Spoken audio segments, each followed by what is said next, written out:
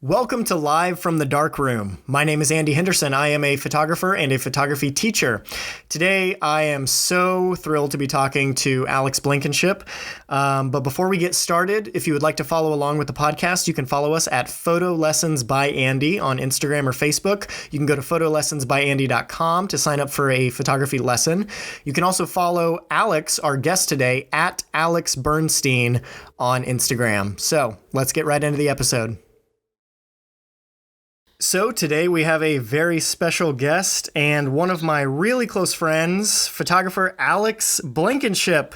We're going to be talking about gear and what makes a photo a good photo, and we're just going to see where the conversation leads. So please welcome to the podcast for the first time, hopefully not the last time, Alex Blankenship.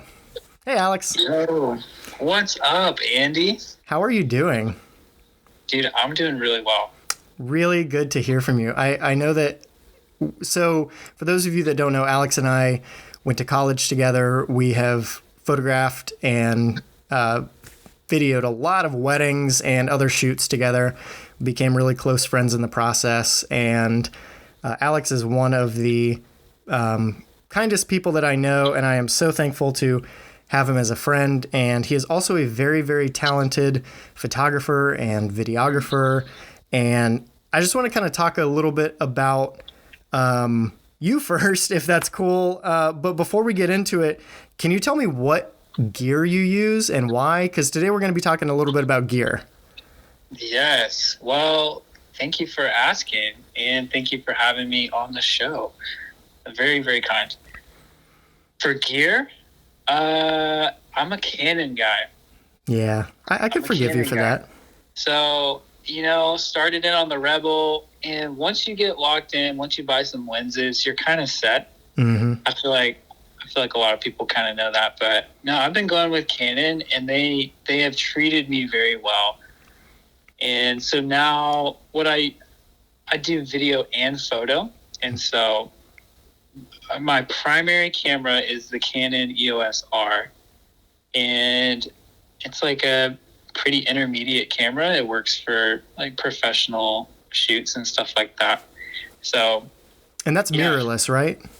Yeah, it does photo and video. It shoots 4K, which is great. So nice. And it's pretty much the Canon 5D Mark IV, but just mirrorless. Yeah. So it's been really good for me, and I've used it for the past 2 years, I think. That's awesome. Yeah, I totally get what you're saying with sticking with the camera system that you kind of grew up with or started your photography journey with, because it does, you start buying lenses, and then in order to switch over to a new system, you have to sell everything that you have, and that's just so hard sometimes. So I totally get that.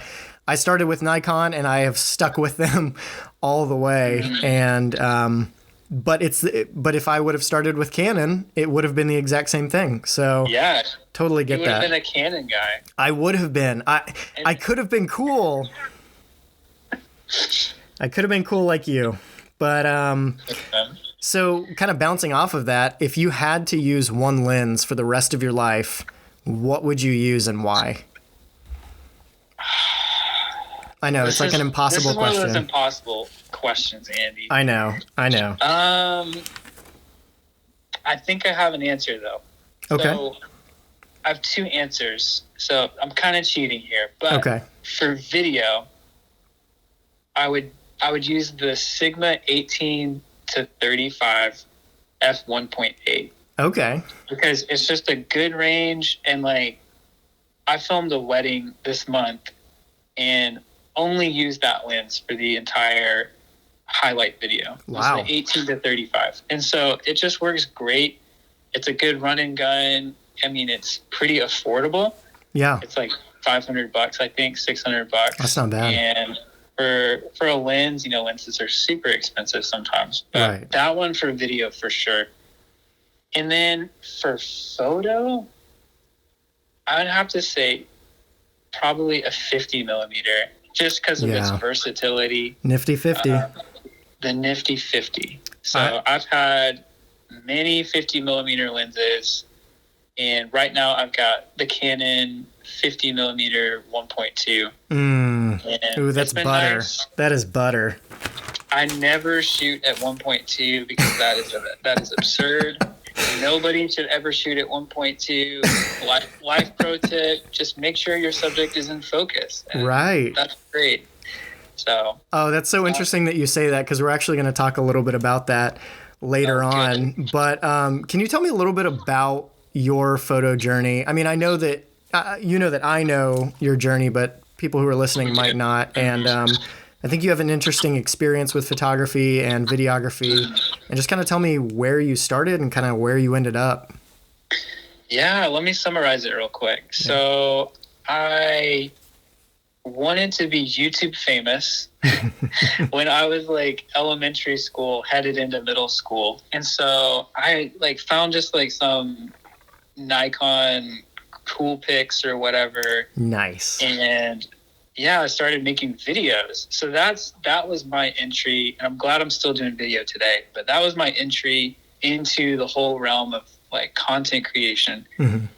And I never got YouTube famous, which was sad.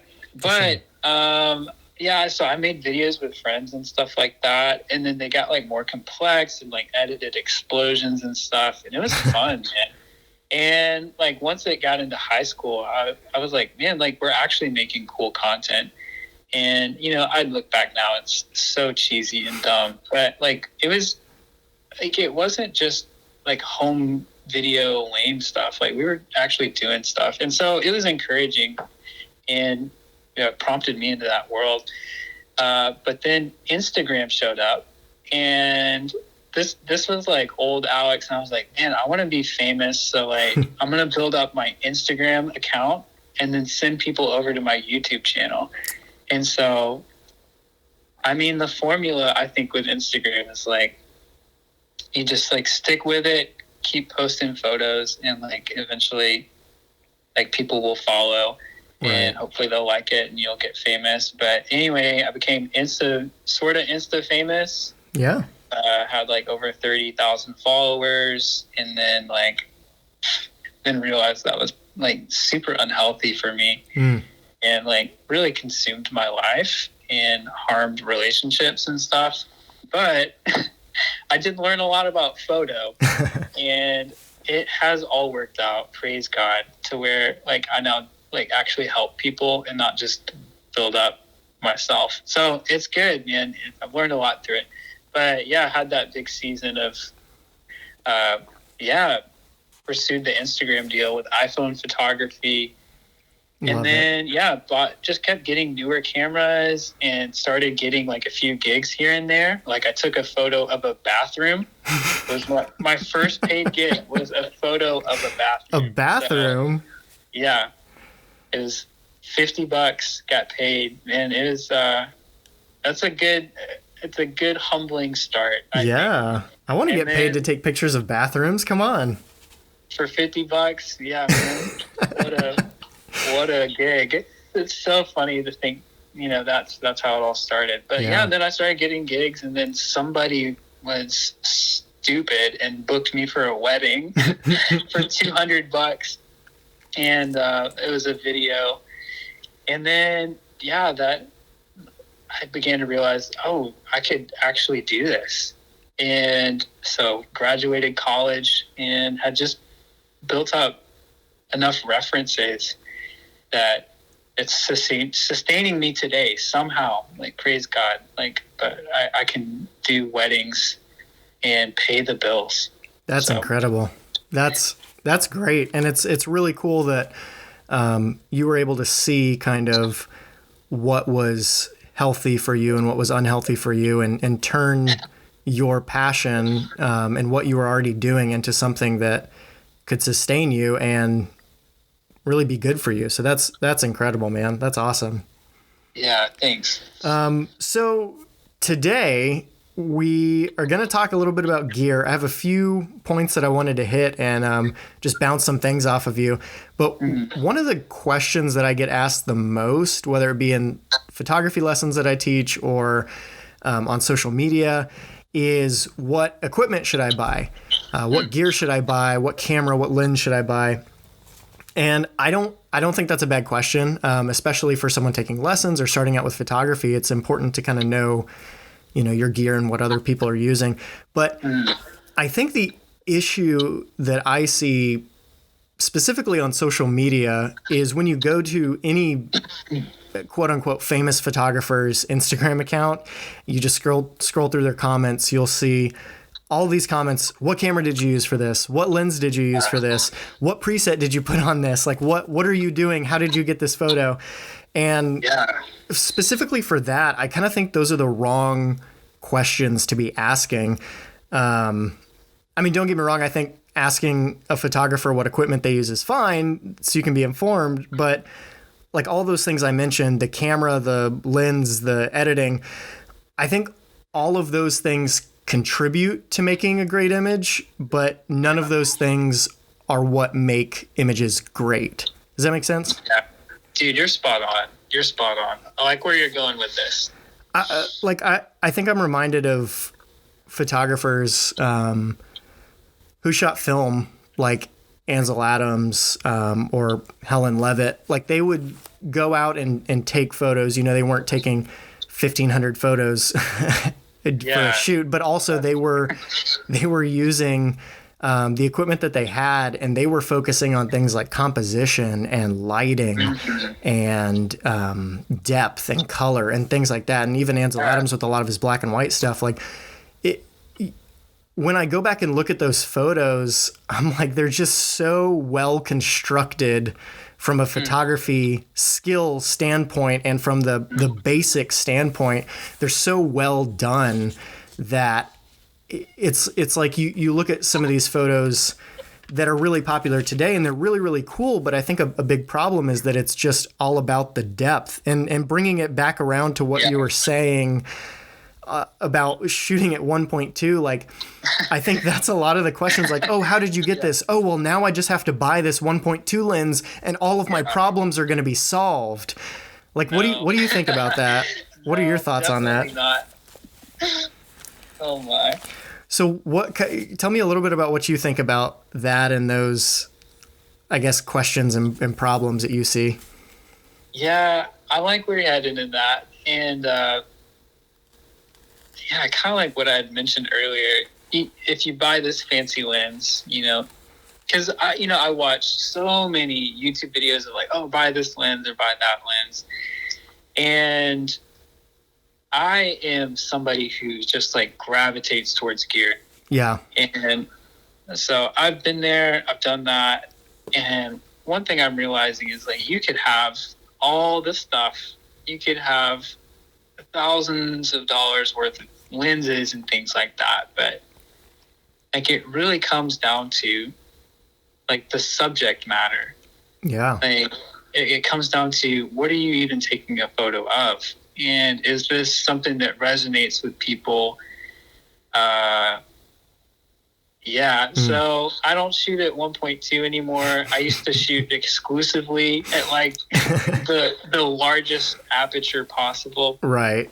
Because it does make some good depth and it looks pretty. But I began to realize like, oh, like this isn't even focused on their eye. Like people would be out of focus. And I was like, oh, wait, this isn't a quality product to deliver to a wedding client. Right. And so, you learn that as you go along. But good gear is helpful. No, for sure. If you're taking worthwhile photos. Oh, absolutely. I think that's spot on. Yeah. But a cool thought that I had was, I think Instagram is really helpful for me. It's like a humble beginning for photographers. And especially back when I was really into it a few years ago, it was mostly iPhone photos. Yeah.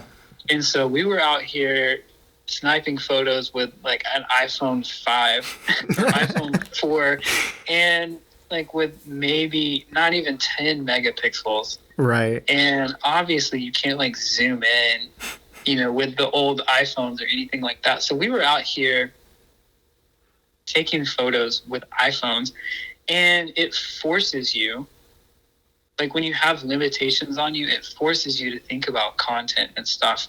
And so that was really, like wanting to be popular on Instagram. I was like, I need to have the best photos. And so you strive to set yourself apart, and you realize, I can do that through the subject matter, or like, is the photo I'm taking like subtle, and or is it funny, or is it dramatic, and also, is it just artistic, is it in the thirds, or is it centered, and the lighting and everything like that's what drives a photo. And nowadays, like,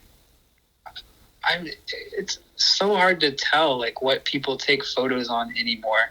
And it's more so about like, what story's being told. Yeah. So that's kind of my thought on that. No, I think that's dead on. I mean, I find myself struggling with that sometimes, where I feel like sometimes I rely a little bit too much on my gear to do the work for me, that I'm not thinking as much about things like composition, rule of thirds, just basic fundamentals of photography that I've been taught. I just don't think about them as much sometimes because I'm just too focused on what I'm doing with the camera and what I'm going to do in post. And I think that's a dangerous place to fall into. So sometimes I just have to remind myself, hey, fundamentals. And like, I think the best thing that a new photographer can do is exactly what you were saying, is learn those things that make a good photo, and master them with whatever gear you have. If you have a Nikon D40 and a kit 18 to 55 lens, I guarantee you that there are photographers out there that could take that camera and get a better shot than other photographers using a 5D Mark IV and an 85 1.2, just based on their composition and lighting skills and talents alone. And I think that's why, and that's not to diss on anybody who goes out and buys new equipment. That's just, I think, more for me saying, how can we teach people to be better at the basics so that when they do end up getting that gear, they can then go and take even better photos because they have good gear and they know what they're doing with it. I think that's really important too. Yeah, dude, I'd argue that a lot of creativity comes through restrictions or limitations on yourself, boundaries or parameters.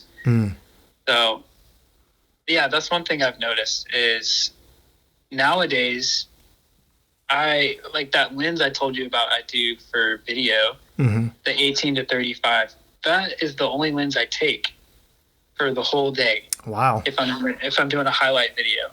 And I don't have to think like, should I pull out the 70 to 200? Because I have like a gear that I've built up over the years. Like I have dozens of lenses I could choose from. Yeah. Dozens I think is excessive, but I have like 10 lenses I think that I could use.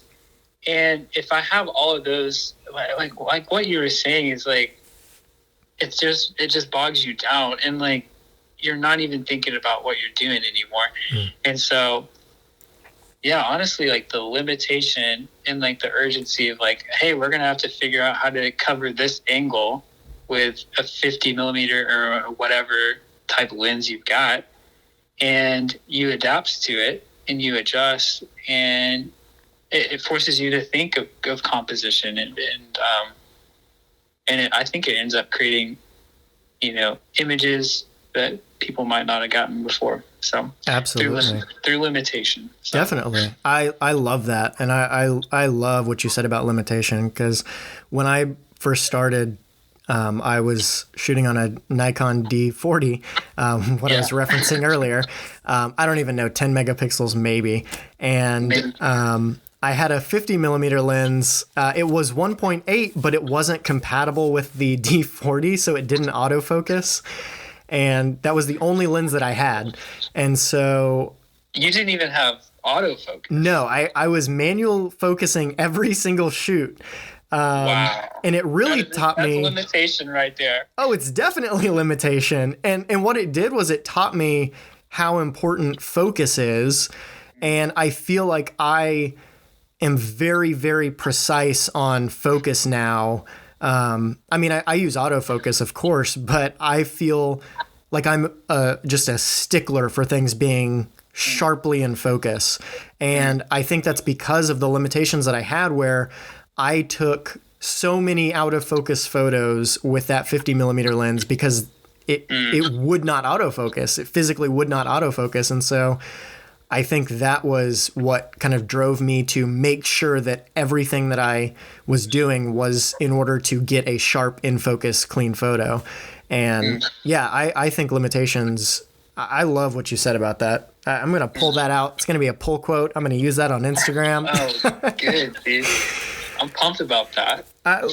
Listen, I really, really appreciate you being willing to make this phone call and talk about this. But before we go, I do want to ask, what would you say, what advice would you give to someone who is starting out in photography and either worried about gear, worried about having the right gear or the best gear, or just any advice in general for someone who's just starting out and wanting to grow in photography or even videography? That's such a good question. Get out there and do it. Just take photos and take videos, whatever, field you're in, photo or video, maybe both. But yeah, get out there and take photos and stop watching YouTube videos about gear that you wish you had, because you're going to buy that gear and then new gear is going to come out and you're going to want that gear too. So I'm glad I'm out of the cycle, and I actually prefer, I have the Canon EOS R, but man, I kind of miss the shutter. I really do. There's something sweet and special about it.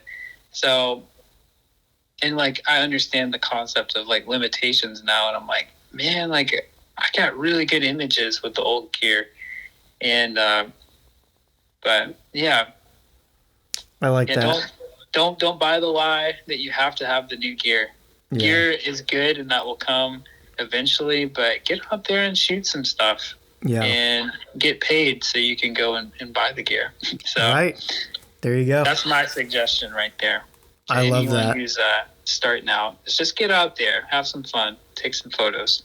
And I think that even brings up another point that I hadn't even thought about, but I was meaning to talk about is the disappointment I think you might feel getting that new gear without learning, without going out and shooting every day, just getting the new gear and expecting it to solve your problems. Like I said earlier, I think that could be a huge disappointment to someone who's starting out, who's like, well, I have a kit lens. I'm going to go buy a 50 millimeter prime lens and it's going to solve every problem that I have. And then it just not. And it just, that disappointment that you feel.